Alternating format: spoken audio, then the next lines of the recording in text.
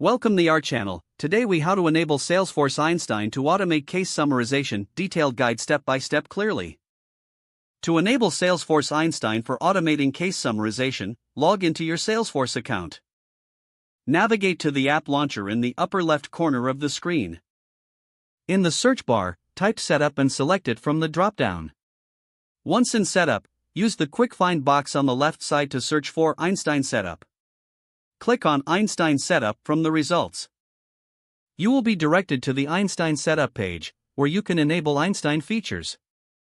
Locate the section labeled Case Summarization on this page.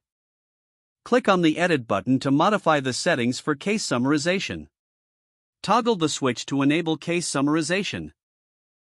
After enabling it, you may need to configure additional settings based on your organization's needs.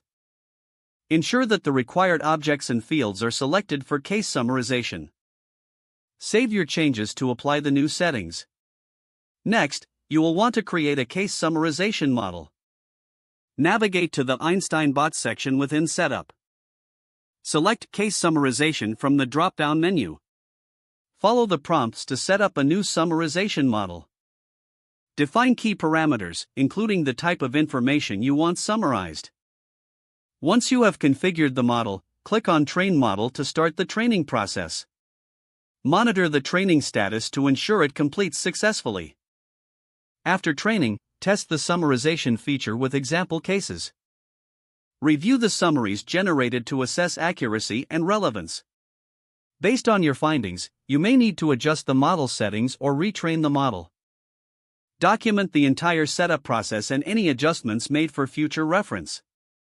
Finally, ensure that all users involved in case management are informed about this new feature.